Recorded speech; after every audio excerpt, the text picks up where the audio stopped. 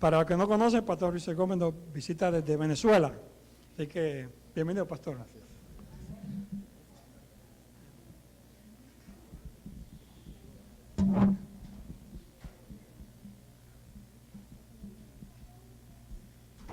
Perdónenme romper el protocolo, pero me siento más cómodo aquí cerquita.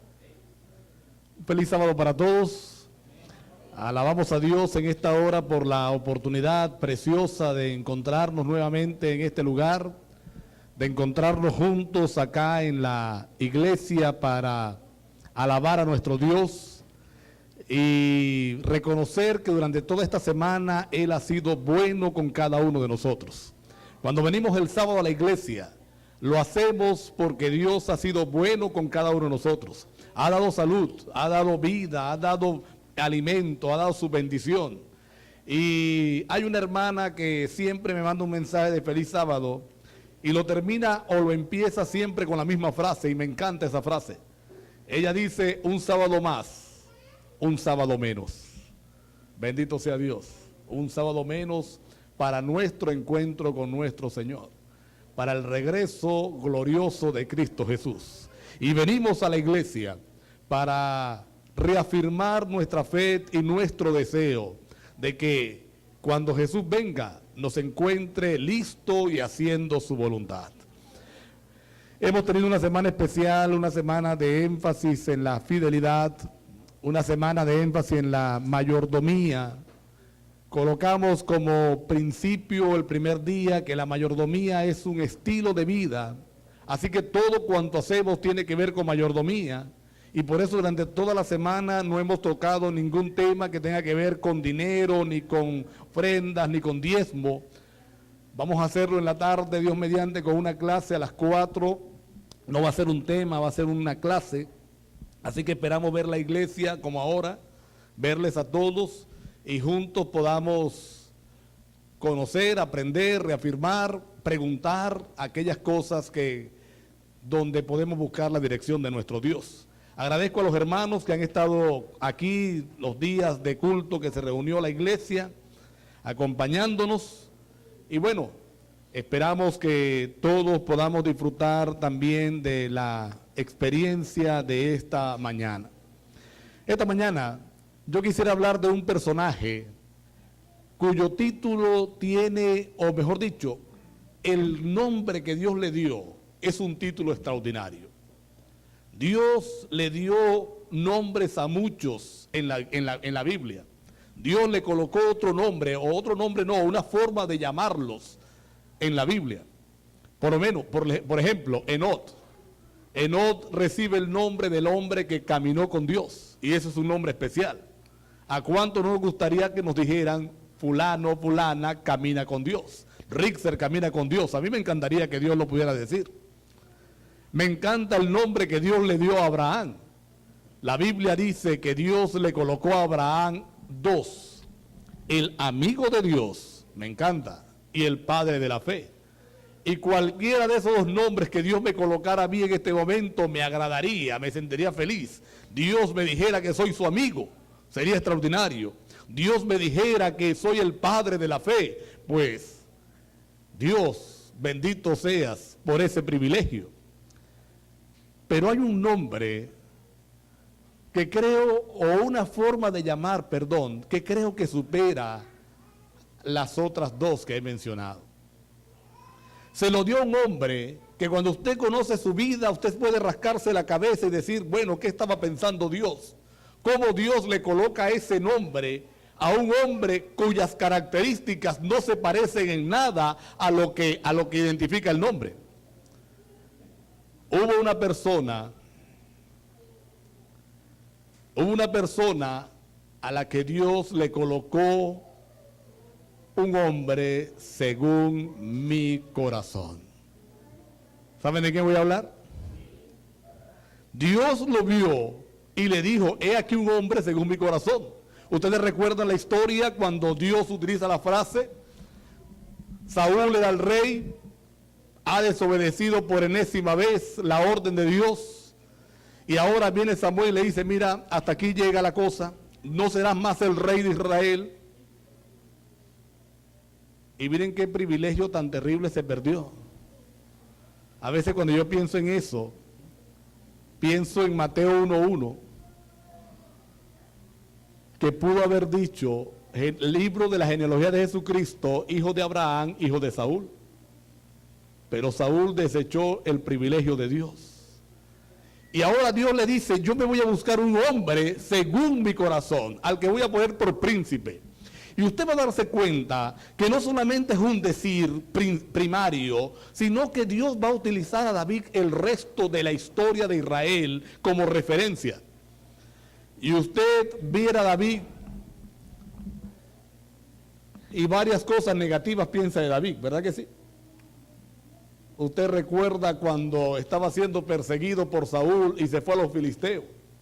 Y entonces los filisteos se alarmaron. Mira quién está aquí, nada más y nada menos que el que mató a Goliat.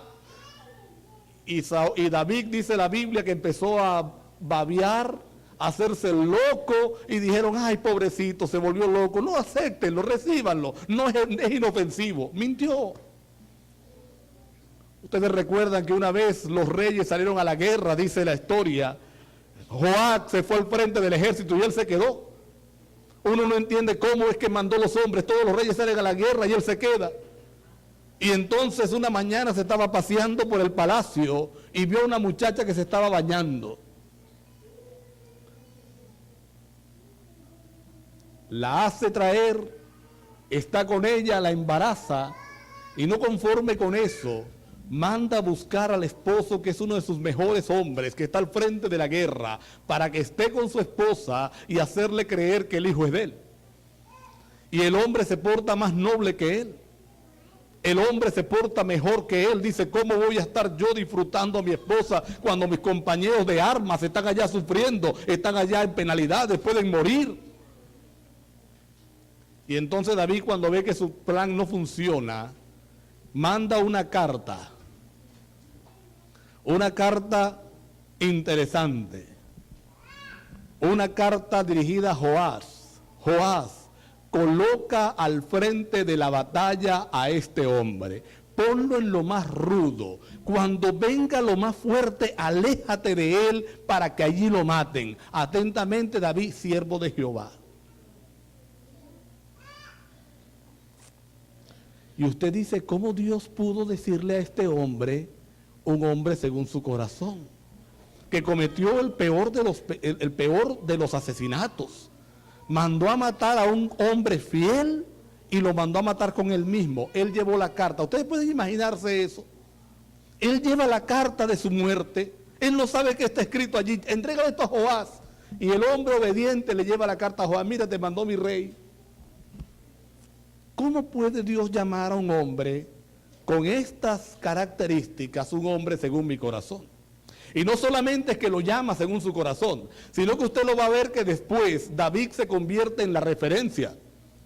Los otros reyes que vienen después, usted puede leerlo en Segundo de Crónicas, Primero de Crónicas, Segundo de Crónicas. Puede leerlo. Dios dice, fue bueno, pero no como David su padre. No hizo lo justo como David su padre. No anduvo en el camino de David su padre. Tremendo. Es un hombre que se convierte en una referencia para el resto de los reyes. Una medida para el resto de los reyes que van a gobernar a Israel y a Judá el resto de su historia. ¿Por qué Dios lo llama un hombre según su corazón? Y algo más importante, ¿podemos nosotros esta mañana también anhelar ser llamados un hombre o una mujer según el corazón de Dios? ¿Cómo podemos alcanzarlo? Vamos a mirar un poquito la historia de David y vamos a darnos cuenta por qué es que Dios llama a este hombre un hombre según mi corazón. Les invito a abrir sus Biblias en Segundo de Samuel. Segundo de Samuel, capítulo número 7. Segundo de Samuel, capítulo número 7. Vamos a empezar a estudiar por qué Dios llama a David un hombre según mi corazón. ¿Cómo puedes tú y yo llegar a ser un hombre según el corazón de Dios? ¿Cómo podemos llegar a hacerlo? Mira cómo dice el versículo número 1 del capítulo 7 de Segundo de Samuel. ¿Están conmigo todos? Dice, aconteció que cuando ya el rey habitaba en su casa, después que Jehová le había dado reposo de todos sus enemigos en derredor. Tú conoces la historia de David.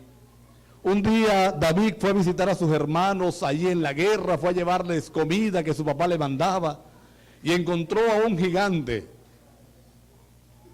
Encontró a un gigante que estaba insultando al pueblo de Dios, blasfemando el nombre de Dios. Así que él se ofrece para enfrentarlo, lo enfrenta con 5 piedrecitas, usted sabe la historia, y derrota a ese gigante. Y a partir de ese momento, a partir de la derrota de Goliat, la vida de David cambió drásticamente. La vida de David cambió por completo, de ser un pastorcito de oveja a ser el ojo del huracán de de las situaciones que a partir de ese momento viviría el reinado de Saúl. Se le acabó la paz. Se convierte en un soldado valeroso, se convierte en el jefe del ejército de Saúl, se convierte en un victorioso de cuantas campañas a guerra va, y el éxito lo utiliza Satanás para sembrar odio, guerra, discordia en el reinado. Saúl empieza a sentir celo de aquel canto que le escuchó a las mujeres. Saúl ha matado 1000, pero David 10,000, así que David es 10 veces mejor que Saúl. Y a partir de ese momento, Saúl empieza a perseguirlo. Va David a una cueva, David a otra, David a un pueblo, y donde quiera que llegaba el ejército de Saúl, ahí también le alcanzaba. Siempre había alguien que le decía a Saúl dónde estaba el rey. Así que la historia comienza después que todas estas cosas han ocurrido. Cuando muere Saúl, entonces empieza la guerra contra Isboset, el hijo de Saúl. Y por fin ahora el reinado completo está en las manos de Eje. ¿Quién está tirando eso?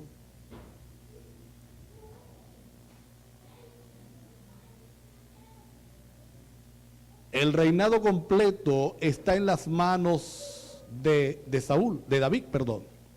Y dice la Biblia, aconteció que después que ya él habitaba en su casa, que todo está tranquilo, ya no hay enemigos alrededor. Entonces David llama a Natán, David llama al profeta, al hombre de Dios del momento, y le empieza a presentar un plan. Mira cómo comienza. Yo quiero por favor que mires el comienzo para que entendamos el resto completo de lo que Dios esta mañana nos quiere decir. Versículo número 2. Dijo el rey al profeta Natán, mira ahora, yo habito en casa de cedro y el arca de Dios está entre cortinas. Vamos a entender lo que David está diciendo. Yo no sé cómo era una casa de cedro. No me pregunte, por favor. Lo que sí entiendo, lo que sí deduzco, es que no todo el mundo podía tener una casa de cedro. No cualquiera podía habitar en una casa hecha de cedro. Solo habitaban los reyes, solo habitaban los poderosos, solo habitaban los que tenían recursos. Y David le dice a Natán, mira Natán lo bueno que es Dios. Mira lo bueno que ha sido el Señor conmigo. ¿Sabes, Natán? Yo era un pobre pastor de ovejas. Yo era un pobre pastorcito tan insignificante que ni siquiera mi papá me daba importancia. ¿Usted recuerda cuando Samuel lo ungió? Dios le dijo a Samuel, ve a la casa de Isaí. Voy a ungir a uno de sus hijos como rey. Y entonces llegó el profeta, y llegar el profeta a una casa era una fiesta. Y Isaí hace un banquete, están sus hijos allí, vamos a comer. Y Samuel dice, no, yo no voy a comer hasta que no haya cumplido con la orden de Dios. Dios me mandó a ungir uno de tus hijos. Y entonces Isaí le trae al mayor, muchacho fuerte, musculoso, alto. Y Samuel se emocionó, tiene la característica de un rey. Y Dios le dice, no, ese no es. Yo miro lo de adentro, no miro lo de afuera. Entonces Isaí trae al segundo, Isaí trae al tercero, Isaí trae al cuarto, Isaí trae al quinto, trae al sexto, y a todos la respuesta de Dios es no. Y Samuel empieza a preguntarse, ¿será que escuché mal?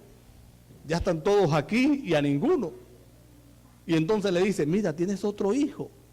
así, dice Isaías, el más pequeñito. Allá lo tengo. Imagínate, había una fiesta en su casa y ni si su papá lo invitó.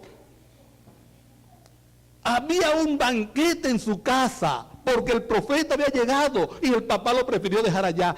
Y David le dice a Natán, mira Natán, ni a mi papá yo le importaba. Ni a mi papá me daba a mí importancia.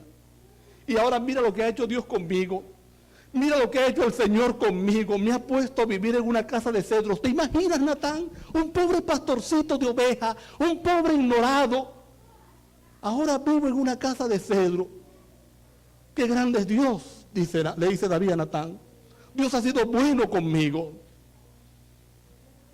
Pero sabes, Natán, yo tengo una angustia. Mira el arca de Dios. Ella debiera estar en una casa de cedro. Ella debiera estar en el mejor lugar y mira, está allí entre cortinas, en una cosa fea. Ay, Natán, yo tengo un sueño. Yo estoy muy agradecido a Dios. Estoy tan agradecido a Dios que quiero construir una iglesia para Él. Pero no quiero construir cualquier iglesia, ¿sabes? Yo quiero construir un templo hermoso, un templo grandioso, tan grande como Dios. Y quiero hacerle esto, quiero hacerle aquello, quiero ponerle aquello, borrarlo así, ponerlo acá. Y a medida que hablaba, yo me imagino la expresión de Natán emocionado. Yo me imagino a Natán abriendo los ojos y emocionado. Imagínese usted que aquí llegara el presidente de este país y le dijera, miren, yo les voy a construir una iglesia adventista, pero una iglesia cualquiera. No un galpón, yo voy a construir una mansión para Dios que sea de la iglesia adventista. ¿Qué diría usted? Le diría que no. Yo creo que usted se emocionaría, ¿verdad que sí? Y le diría, claro, hazlo, hágalo. Miren, todos los recursos del gobierno, todo a la disposición de la iglesia. Y Natán responde, como respondería usted y yo si nos hicieran ese ofrecimiento. Natán le dice a David, claro David, haz todo lo que tienes en tu corazón, construye ese templo. Y se van, se despiden. Y yo me imagino a David esa noche soñando con el templo que iba a hacer y Natán emocionado de imaginarse, voy a ser profeta en ese templo tan grande.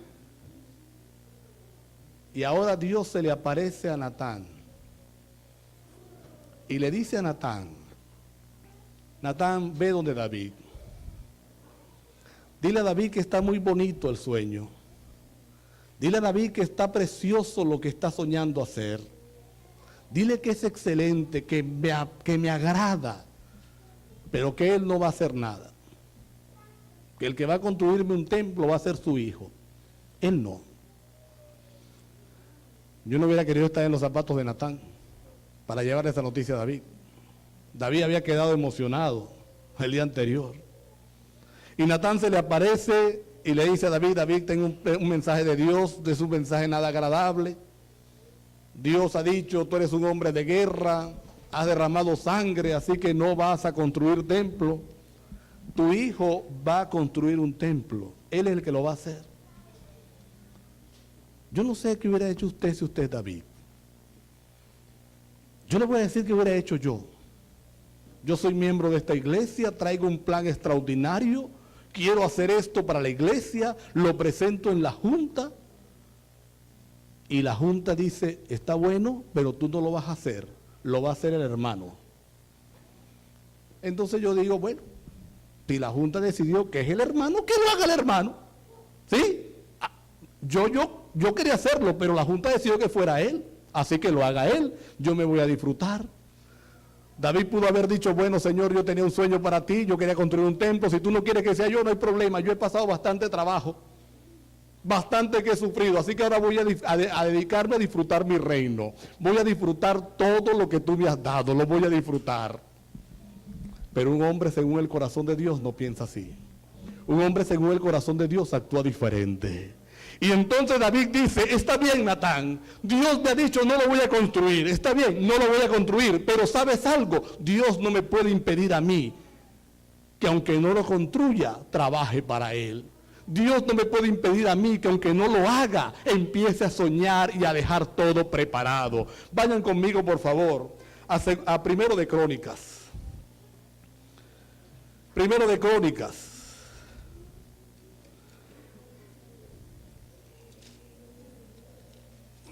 Capítulo número 22. Primero de Crónicas, capítulo número 22.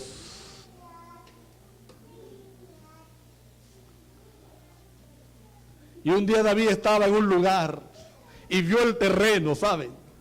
Y vio una extensión de terreno preciosa, bien situada en una dirección donde todo el mundo podía llegar. Y David dijo, este va a ser el sitio donde se va a construir el templo. Aquí lo voy a construir. O mejor dicho, aquí se va a construir el templo de Jehová. Consiguió el lugar. Lo primero que hace David es que consigue el lugar. ¿Saben? Si David no hubiera hecho más nada, hizo bastante. Él no lo iba a hacer. Dios le dijo, no eres tú, es tu hijo. Así que ya yo conseguí el templo, que haga mi hijo lo demás. Pero un hombre según el corazón de Dios no piensa así. Un hombre según el corazón de Dios siempre está pensando cuánto más puedo hacer por un Dios tan grande que me trajo de atrás de las ovejas para que viviera ahora en una casa de cedro. Y dice el resto del capítulo 22 que David empezó a reunir el material. Miren cómo dice. Perdón, lo primero que hace David antes de buscar el material, lo primero que hace David es contratar el personal que va a trabajar. Versículo 2. Después mandó David que se reuniese a los extranjeros que había en la tierra de Israel y señaló de entre ellos canteros que labrasen piedras para edificar la casa de Dios.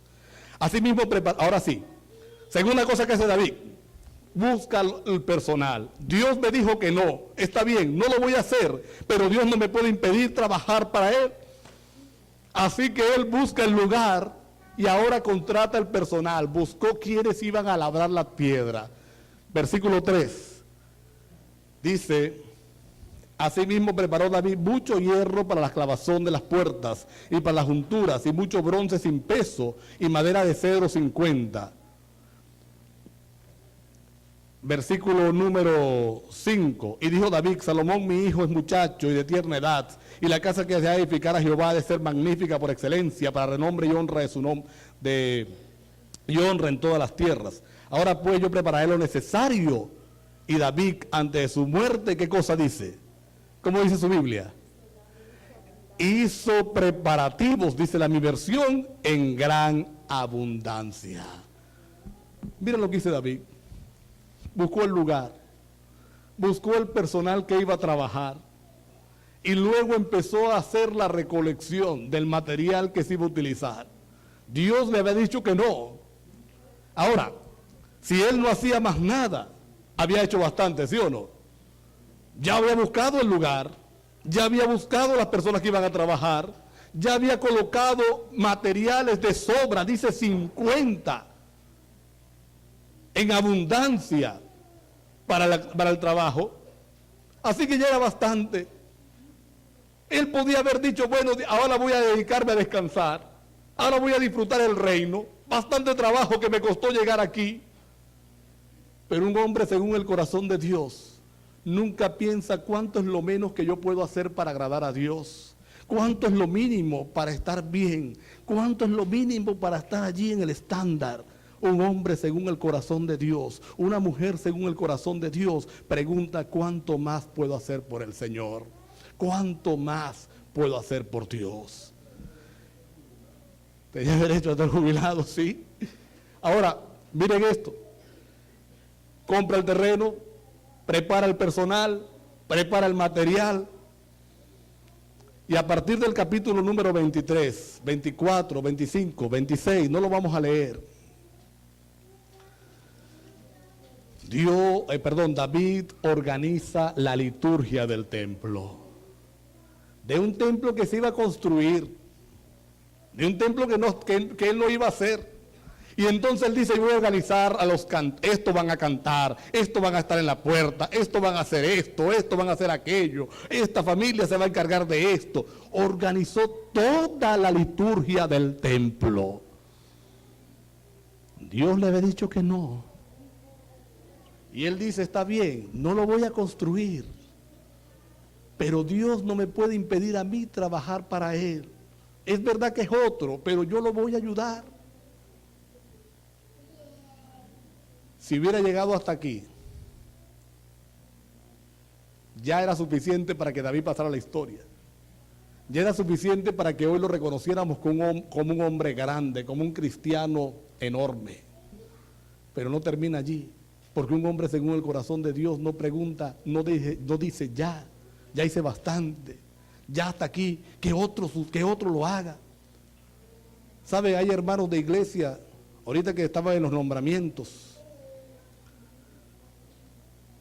que uno los invita a una cargo y dice, no, pastor, mire, yo quiero descansar este año, déjeme descansar. Y yo siempre le digo, ¿te parecería bien y justo que Dios dijera lo mismo? Que Dios dijera, hermano, te he bendecido 10 años, déjame descansar este año, no molestes. ¿Te imaginarías tú que Dios lo haga? Un hombre según el corazón de Dios no pregunta cuánto ya hice, ya basta, es suficiente. Un hombre según el corazón de Dios dice cuánto más puedo dar, cuánto más puedo hacer, cuánto más puedo entregar. Y mira a David, vamos por favor a sus últimos momentos. Vamos a los últimos momentos de David. Capítulo número 28. David convoca a la asamblea a todos sus súbditos, convoca a todos los que tienen que ver con el gobierno, convoca a todos los que tienen que estar allí, que han ejercido alguna dirección con él, al pueblo en general, y se levanta. Ya es un anciano de 70 años. Quizás hay algunos, el pastor que vino esta mañana, que empieza hoy las conferencias en Baltimore, estaba cumpliendo ayer 79 años de edad, y usted lo ve, fuertecito todavía. Pero David ha sido un hombre que ha tenido una vida demasiado agitada. No ha tenido paz en los primeros 30 años de vida. Así que ya es un anciano cansado, allí está en su lecho. Pero dice el capítulo 28 que él se levanta y empieza a hablar a la asamblea. ¿Y de qué crees tú que habló? ¿Cuál crees tú que fue el tema que tocó? El templo, su sueño, la casa de Dios. Y miren por favor el capítulo 29. Miren por favor el capítulo 29. El capítulo 29 para mí es especial. Usted debiera tenerlo allí subrayado y leerlo cada vez que pueda. 29 de primero de Crónicas. Después dijo el rey David a toda la asamblea, oigan, solamente a Salomón mi hijo ha escogido Dios. Usted sabe que David tenía muchachos para regalar. Yo creo que no sabía el nombre de todos. Y él dice, solamente a Salomón mi hijo ha escogido Jehová. Él es joven y tierno. Y su angustia no es que él es joven y tierno. Su angustia es que la construcción que él ha soñado es grande. Y dice, y la obra grande, porque la casa no es para hombres, sino para ¿quién? Para Dios. Ahora miren esto que viene. Versículo 2. Hermano, debiera estar subrayado en su escritura. Yo le pido al Señor que se convierta en una verdad para mí. A veces no lo es, lamentablemente.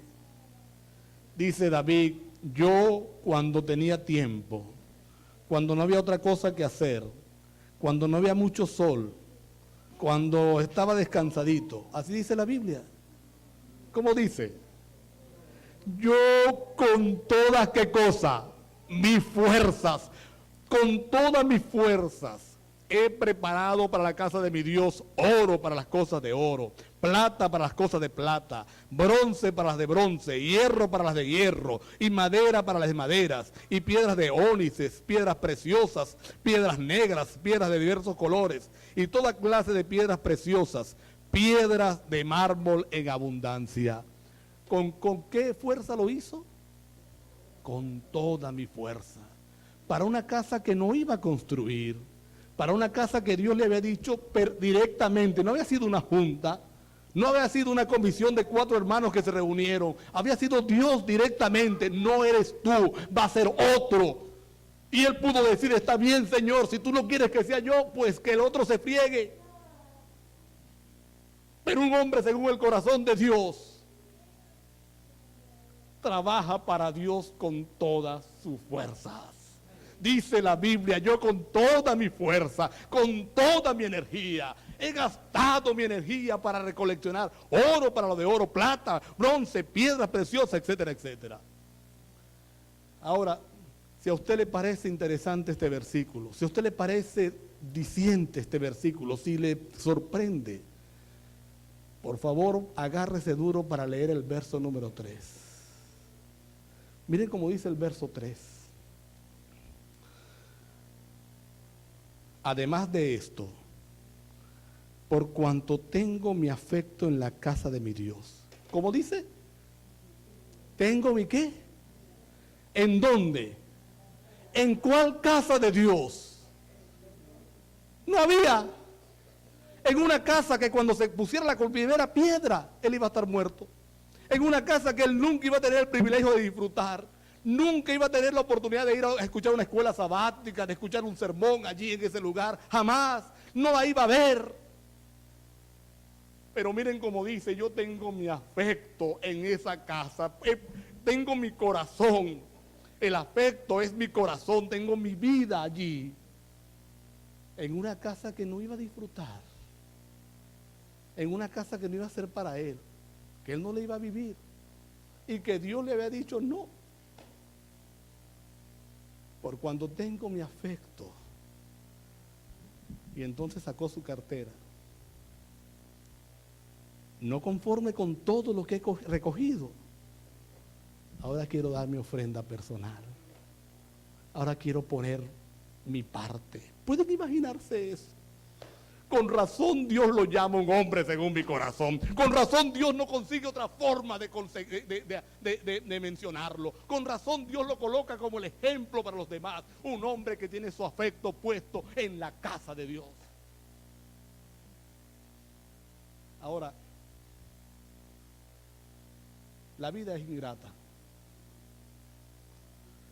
Y perdónenme, gracias hermano porque ahora no me apedreó. Espero que no me apedreen tampoco ahorita. Pero la Biblia a veces participa de esa ingratitud. ¿Cómo se conoce el templo hoy? Como el templo de Salomón. ¿Sí o no? ¿Y qué hizo Salomón? ¡Nada! Lo construyó, pero todo estaba listo. Pero yo estoy seguro, mis hermanos, que en el cielo el templo se conoce como el templo de David. Ahora, un hombre según el corazón de Dios, no le importa quién se lleva el crédito.